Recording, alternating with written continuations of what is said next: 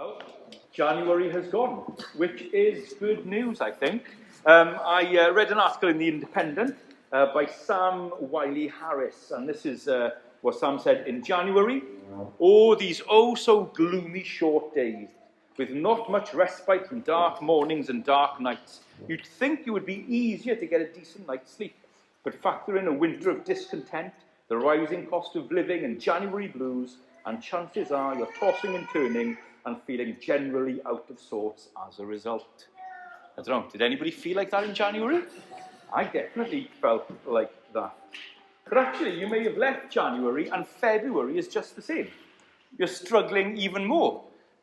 Interestingly, I was looking at an article on the BBC by Alex Christian, looking at young people graduating, going to the city, entering things like the fashion industry, and talking about the high turnover of young people now in these jobs. Whereas perhaps years ago they would talk about internships, but they knew they would get promoted. The talks about junior doctors, some of you here can remember those crazy days, but you always knew you were doing it for a long-term aim.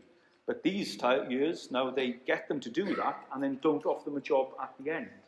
And actually the psychological kind of impact on 20-somethings is huge. This is what they say. Experts say there are companies that take a different tack, setting up infrastructures in which they hire young employees that have little, if any, opportunity for upward trajectory, and then load them up with demanding tasks. In these situations, employers often expect that these young workers will leave the organisation at some point, whether it's because they're at a dead end or they've burnt out from the position. Then they're gradually replaced by other young workers destined for the same fate. I mean, we might not be in those extreme situations, but even in the lives that we do know, we might know something of tiredness. We might know something of being burnt out. And in this kind of series on rest, I guess I want to think of two types of people. So when it comes to the need for rest, there are those who want to rest but can't, and then there are those who could rest but don't. So there are those who want to rest but can't. That could be young babies, could be caring for elderly relatives, could be illness or chronic pain, could be a difficult or stressful work situation, or it could be mental health struggles. People who want to rest but can't. Some of us just want to say, stop the world, I want to get off. But there is possibility to be able to maybe be able to rest, but don't. Like the partying teens or 20s. So I don't think there's any here. No, Sean? No, just out your 20s. There's the partying teens or 20s. There's those who do overtime even though they don't need to, but they just want the disposable cash. There are some people who are slow or scared of slowing down because they're fearful of what they'll find inside when they have the time. Others who are scared to be alone with their thoughts, and still others who need to prove themselves to someone or something. And let's be honest, I think those two worlds can merge. And some of us at different seasons in our life know both. So we can create work pressure when actually we could have said no. Or sometimes we load things on out of guilt and shame. There are other times when we refuse help that's available. And I guess our modern life, particularly post-pandemic, whereas pre-pandemic emails were starting to break the kind of office wall, do you know what I mean? Some of you remember those days when you went to work and you left your work in work. Do you remember those days? And then Blackberries came. Wow, I can access my email at home. What freedom this has brought me. Whereas now you can't escape the emails. You can't escape the WhatsApp conversations, the office politics. Children can't escape the bullying on the playground. It follows them day and night. We thought we were holding the world in our hand, and now the world holds us in its hand. And it's difficult. And now, post-pandemic, with perhaps the blessing of working from home and flexible work, now you literally can't leave the office because it's your home. Now, I understand. Not everybody here has a job. But there's all the tablets you have to take. There's the grandchildren you have to look after. It's a busier time, probably, than having jobs. The amount of people who say to me 5 years into retirement, I don't know how I had time to work, because I seem busier now than I was in retirement. And so it is hard. So I want to spend 3 or 4 weeks, we'll see how it goes, thinking about rest and trying to understand how we can reclaim rest. Now, I'm going to be honest, tonight is going to be a little bit different. What I want to try and do tonight is orientate Hebrews chapter 3 and 4 in its context in the Bible. Because did you notice how many quotes there were from the Old Testament repeatedly quoting Psalm 95? It's as if the author to the Hebrews thought it was an important thing to know. And as well, he goes, somewhere in the Bible, Genesis 2 is the only one we all know. I mean, he's quoting the Bible. So what is going on with this whole Sabbath and Sabbath rest? And for those of you who are going to get very excited about a sermon on the Sabbath, I am going to dodge that question and not get into it. I'm looking at rest, Sabbath rest. That's what we're going to look at. So tonight,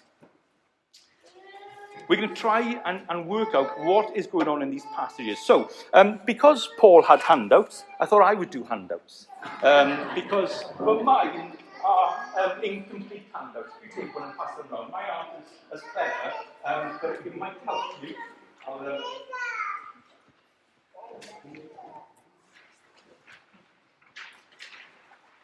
Now, feel free to ignore these. You can ignore them as much as you want. But what we're going to do tonight is hopefully do three quarters of this. And this hopefully is going to orientate Hebrews 3 and 4 and really unravel all the quotes and everything really that the author is pointing to and try and give us an overview of rest in the Bible. So here's my starter for 10. I think in the Old Testament, there is rest which is physical that helps us see the spiritual. That's what we're going to see. There's a physical rest in the Old Testament, repeatedly in different ways, and that's all about helping us see the spiritual. And then when you come to the New Testament, we see the spiritual rest, but that still helps us with the physical. So we're going to go through creation, Canaan, Christ, and consummation. It's never usually that way in biblical theology, but if you were listening in Hebrews 3 and 4, you know the key moment is Canaan when it comes to rest and a Sabbath. So, creation, this is the easy bit. We all know creation. In creation, rest is patterned. So if you have a look at Genesis 1 and 2, and we're not going to read it all. We are going to fly through the Bible this evening, so it is worth having one open. We get the creation of the world in a very ordered manner.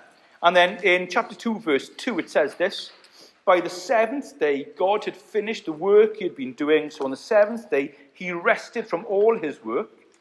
Then God blessed the seventh day and made it holy, because on it he rested from all the work of creating what he had done. As I'm sure you know, this isn't God stopping all work, otherwise the world would implode. He still has to sustain the work. His Father is always working according to the Lord Jesus, but he stopped the work of creating. He had created the work and stopped from it. If you remember in chapter 1, every day when God created something, it was good, it was good, it was good, it was good, it was good. You'll all remember there was one thing that was not good. That was people being alone. So he creates community. And then there is something he creates which is holy. And that's rest. It's fascinating, isn't it? The world is good. It's not good to be alone. But the day of rest, now that is holy. There's something important here. I like to think that on that day, when God created that day, in effect, what he's doing is not going, job done, I'll have a cup of tea. But it's more like, and this very rarely happens for me, but people like Peter Price will understand this. Peter Price, you see, will create something out of wood.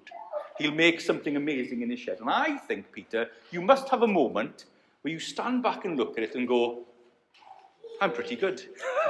We all think you're pretty good. But I think there's a moment where you look back at what you've created. If you're making a crochet or you're knitting something, if you're making some kind of craft or art, there is a moment when you finish it and you look back and you go, I'm enjoying this.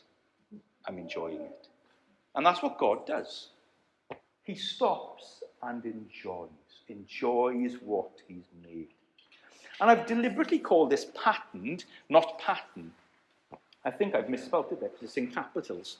But patterned isn't just talking about setting a pattern, but for those of you who make clothes, it's about patterned trousers, isn't it? Patterned is a repeated pattern, a repeated pattern. And what God does in creating the world is like creating those patterned trousers, is he's creating a way in the world which is patterned. And one commentator says this, in doing it, he's creating clothes for society. Clothes for society. The one day of rest, the one day of holiness in 7 is actually for societies, for the world. It's a way that we should live. And it's a holy way, it's a good way. So God puts hardwired into the creation this pattern of work and rest. Work and rest. But it's not work and non-work so much as work and enjoyment of it. Really, that 7th day is meant to show us that there is more to life than work. There's more to life. You can enjoy the work. One of the big struggles for us in life, isn't it, is do you work to live or do you live to work? And we all know when we cross that line, don't we? There's a line we cross and now all I think about is work. Actually, we work to live. And the day off is an important remembering of that. Now, when you read through the Old Testament, it keeps coming back to creation. Even Hebrews 4 goes back to creation. But when you read through the Old Testament, this whole kind of creation mandate gets developed. And I find it fascinating if we trace it. So let's have a look. So it gets repeated, as you know, in the 10 Commandments, Exodus chapter 20. So in Exodus chapter 20, it gets repeated, and it's very simple. Exodus 20, verses 8 to 11. Hold on.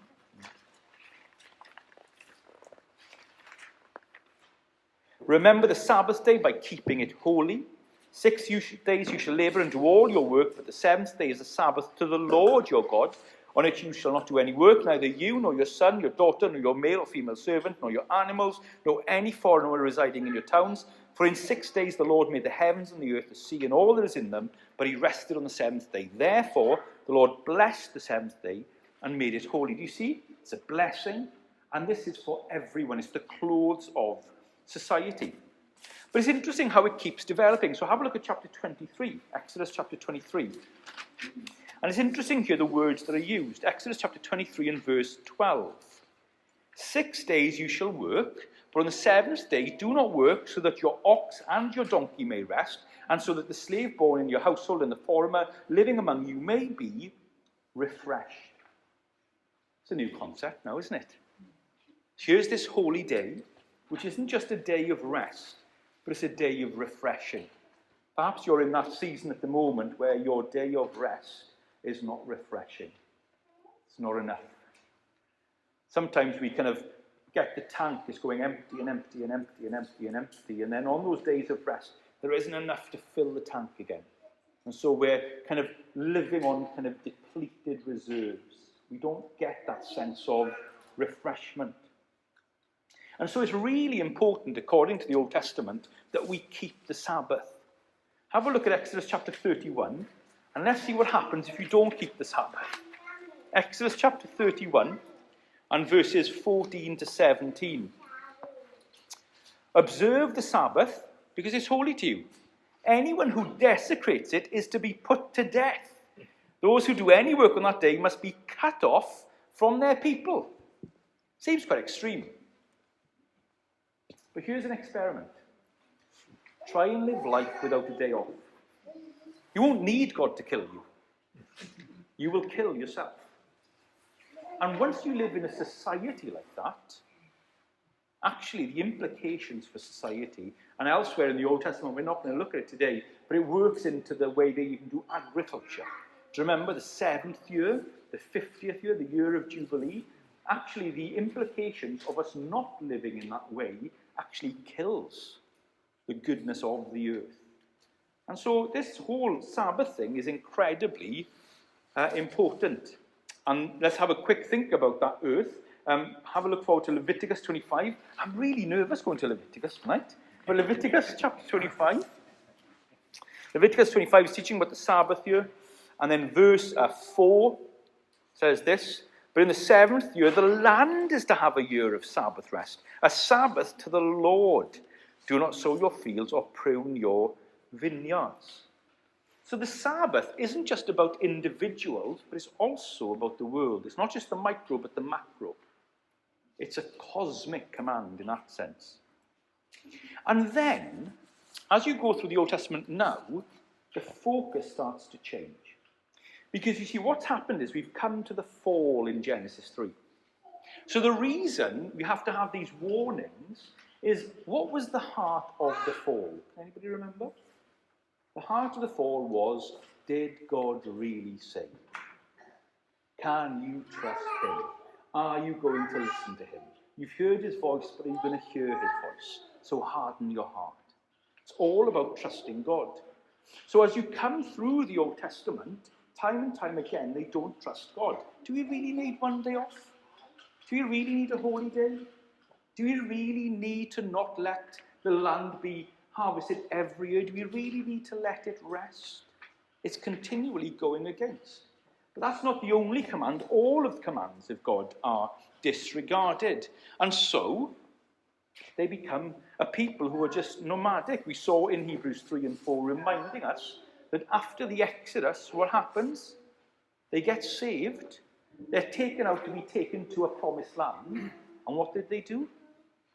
They didn't trust God's word. That's why they ended up in the wilderness for 40 years. The promised land wasn't 40 years away, but they didn't listen to his word. And so actually, in that time, then we get these new promises about rest. Have a look at Deuteronomy. Let's go forward there. So Deuteronomy chapter 3. Here they are, sitting overlooking the promised land, getting ready to go in after 40 years. And in Deuteronomy chapter 3 and verse 20, Deuteronomy 3 and verse 20, this is what it says. I'm going to give you these towns. And he says this, the Lord gives you rest. The Lord gives rest to your fellow Israelites as he has to you, and they too have taken over the land. Here he's talking about the land being parceled out. But now he's talking about entering the promised land as rest.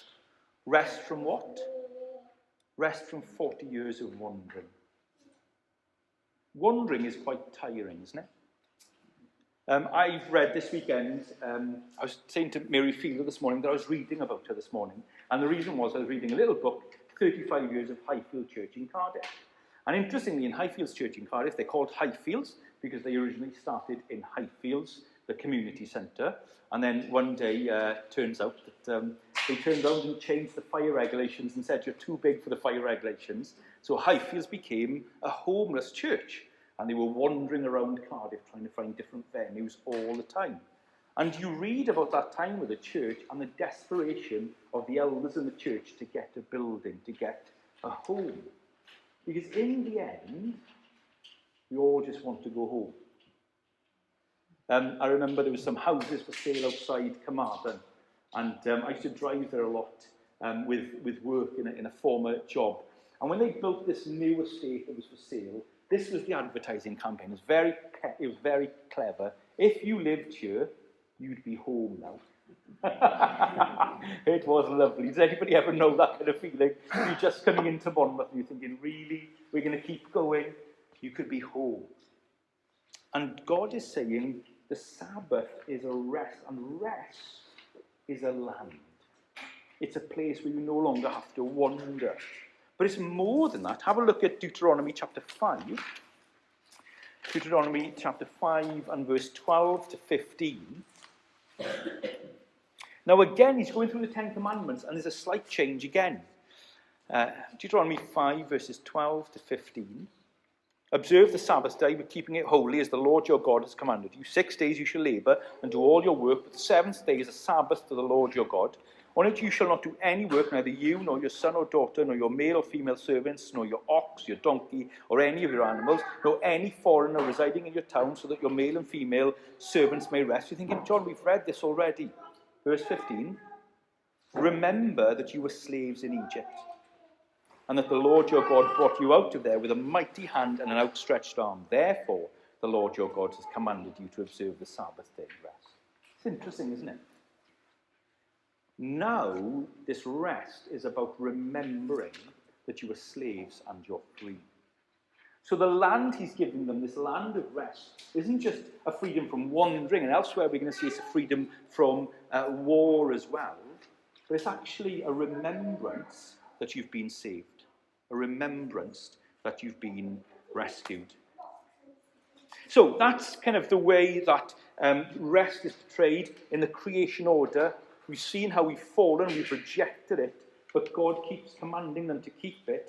And as the Old Testament progresses, it then becomes centered on this promised land.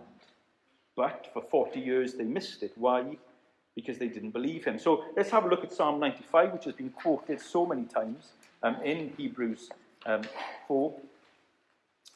Psalm 95 and verses 7 to 11. Today, if you only would hear his voice, do not harden your hearts as you did at Meribah, and you did that day at Massah in the wilderness, where your ancestors tested me, they tried me, they had seen what I did.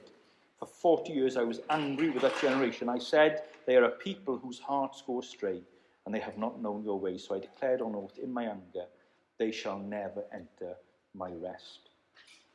Since Genesis 3, we have always struggled to trust God and rest. Do you remember in the wilderness? Do you remember how God taught them to rest in the wilderness? The manna. Do you remember? Come every day, get what you need. It won't last the next day. You have it the next day, it's going to be maggots. Oh, apart from on the 6th day. Then you need to gather twice as much. Why? Because on that day they had to learn to rest, that God had given them enough. You see, this day of rest, this holy day, isn't just showing us that there's more to life than work. It's also showing us that there's more to survival than us. God will keep us. And the reason we struggle to rest is because we struggle to trust God's word. We struggle to trust God's word. So we have creation. Then secondly, and we're going to kind of go on a bit faster now, we have Canaan. Now Canaan is this land of rest, the promised land. And this is, I guess, for the Old Testament, where they thought the true rest was going to be. But it was a picture. It was a prophetic rest. So let's have a look at this rest. Go back to Deuteronomy. And Deuteronomy chapter 3. No, I think, hold on. Where have I've gone there? Sorry. We've seen there, already that he said this is going to be the land of rest. And then go to 1 Chronicles 22.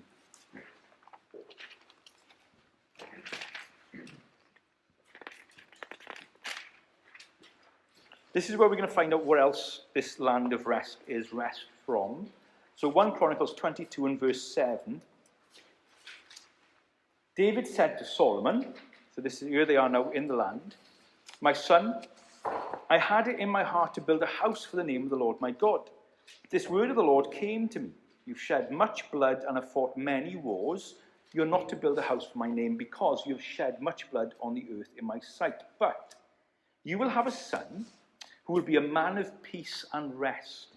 And I will give him rest from all his enemies on every side. His name will be Solomon, and I will grant Israel peace and quiet during his reign. It's a lovely idea, isn't it? This Canaan is a rest from wandering, it's home, but it's also a rest from war.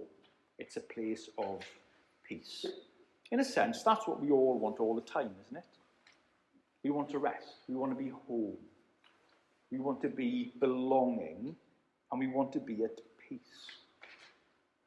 And they go to that Canaan. For 40 years, one generation didn't go in. Then the generation that did go in experienced no more wandering, and they experienced no more wars. But then, if you've read the Old Testament, what happened? They started to wander in their hearts, and they looked to other nations. And before you know it, wars had come again, and then they were taken into exile. They started to wander again. So if you go back to Hebrews chapter 4, hopefully now Hebrews chapter 3 and 4 will make more sense to us. Hebrews chapter 3 and 4, so Psalm 95 is looking back to Canaan and before Canaan in the wilderness, saying people didn't enter my rest. Why? Because they didn't believe my word. They didn't believe I knew well. Then they come to Canaan, but then when they come to Canaan, what happens? Verse 1 of chapter 4, since the promise of entering his rest still stands. Well, hold on, they entered Canaan. That was the promise of the rest, wasn't it? No, the promise of the rest still stands because Canaan wasn't the true promise. Canaan was the picture of the promise. Canaan was the prophecy of the promise, and it failed. Canaan failed. Left, right, and centre. They all got taken out, and they all went back to war, and they all went back to wandering. But in the Old Testament, there is hope. Towards the end, in the prophets, you get lovely prophecies. We'll just look at one, Jeremiah chapter 46. Jeremiah chapter 46 is a lovely little look forward. Jeremiah 46 and verse 27. Jeremiah 46, verse 27. Do not be afraid, Jacob, my servant. Do not be dismayed, Israel. I will surely save you out of a distant place, your wandering, your descendants from the land of their exile. Jacob will again have peace and security. There's the war, and no one will make him afraid. So even though Canaan has failed, the promise according to Hebrews 4 still stands. There will be an end to the wandering, and there will be an end to the wars. And that all comes in the New Testament in Christ. It comes in a person. I've been struggling with this. I was originally going to call this the cross. But I realised actually it's not the cross so much as Christ. Christ himself is our rest through the cross. But actually I think it's important that we understand that Christ is the rest. So let's have a look. Lovely verses, Matthew 11. And we know them so well, don't we? Matthew chapter 11, having patterned the rest and then pictured the rest in Canaan, we come to Matthew chapter 11 and verse 28. Jesus says, come to me, all who are weary and burdened, those who are wandering and at war, who don't feel at home and feel that they have no peace. Come to me, all who are wearied and burdened, and I will give you rest. Take my yoke upon you. There is work. What's he say? And learn from me, for I am gentle and humble in heart, and you will find rest for your souls. For my yoke is easy, and my burden is light. See, the Lord Jesus comes to offer us true rest, and it's spiritual rest. It's rest for our souls. Flip over into Matthew chapter 12, and you find out a little bit more about his relationship with the Sabbath, with this rest. So Matthew chapter 12, let me read verses 1 to 8. At that time, Jesus went through the cornfields on the Sabbath. His disciples were hungry and began to pick some ears of corn and eat them. When the Pharisees saw this, they said to him, look, your disciples are doing what is unlawful on the Sabbath. He said, haven't you read what David did when he and his companions were hungry? He entered the house of God, and he and his companions ate consecrated bread, which was not lawful for them to do, but only for priests. Or haven't you read in the law that the priests on Sabbath duty in the temple desecrate the Sabbath, and yet are innocent? I tell you that something greater than the temple is here. If you'd known what these words mean, I desire mercy, not sacrifice, you would not have condemned the innocent. For the Son of Man is Lord of the Sabbath. Jesus is not just Lord of the Sabbath, he is the true Sabbath. He comes to give us true rest. And so Hebrews 3 and 4, the today of Psalm 95, is looking back to the kind of wandering years. But in Psalm 95, he's able to say, today is today.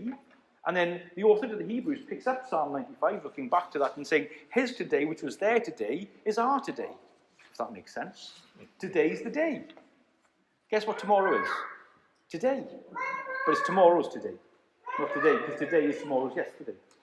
But tomorrow is today, and today is today. Every day is a day when we're invited to rest. But it's so important to see that whilst the rest is now a spiritual rest for our soul, for our souls, And I think that's the rest that, I know it's overly quoted, so forgive me for quoting it again, but Augustine's famous quote, "Our hearts are restless until they find themselves in thee." There is a rest for our soul that is found in Jesus alone, but there's still a physical rest. The creation rhythm still stands. That need for rest still stands. And there's a lovely invitation in Mark chapter 6. We've seen this in Mark chapter 6. Mark chapter 6 and verse 31. Then, because so many people were coming and going that they did not even have a chance to eat. There's the disciples with Jesus, not even a chance to eat. He said to them, "Come with me by yourselves to a quiet place and get some rest." That's wonderful, isn't it? Whilst Jesus gives us spiritual rest, he still wants us to have physical rest. And this is where really the holistic approach comes. So if I can put it like this, if you want to rest, rest in Jesus. If you want to rest, rest in Jesus. A rested soul will help you have a rested body. But, and this is what we're going to unpack over the next 2 weeks, I would go further and say, if you want to rest, rest in Jesus. And if you want to rest in Jesus, rest. It's cyclical. To rest in Jesus, you need to rest. What does Jesus say? Come away to a quiet place. When you read through the Gospels, it keeps talking about this quiet place, this desolate place, this wilderness, this eremus. And it's a special place, which actually is special because it's so unspecial. It's just a place where there's nothing. He says, come away. And when you come away, you will be with me. And we're going to unpack over the next couple of weeks how we can do that on a daily, weekly basis, and how we can learn to do that. But here's the reality. We come all the way to Christ, who has provided true rest. But I think, if we're honest, it just leads to frustration. We get frustrated, don't we? Because we know we need rest and we can't get rest. Or we have times when we should be resting, but we can't. Even now, we know what it is for our souls to feel at war. Even though we know heaven is our home, we can still feel homeless and wanderers. We're still pilgrims in this world. And so there's a sense in which what Jesus has achieved for us is now, yes, it is already, but it's not yet. There is a consummation to come. There is a perfected rest that's going to come, which Revelation talks about, where there will be an eternal rest. And so the big question for us over the next couple of weeks is, how do you live a restful life in this world of frustration? Because you could just end with Jesus saying, come all and have rest, and you love it until tomorrow afternoon. Because the reality is, life is complicated and life is difficult in this world. And so that's what we will try to unpack. So there we are. That's as far as we're going to go tonight. I think we'll stop it there. So let me tell you where we're going to go just before we sing to close. Tonight is the big theology. We won't do much more theology. We're going to look at how we can implement the creation pattern into our life. And how by implementing that into our life, we can create more rest. And then we're going to look at 3 dangers: handsets, heresies, and hearts. And we're going to look at how we can get on top of handsets, we can defeat heresies, and we can change our hearts by implementing this theology.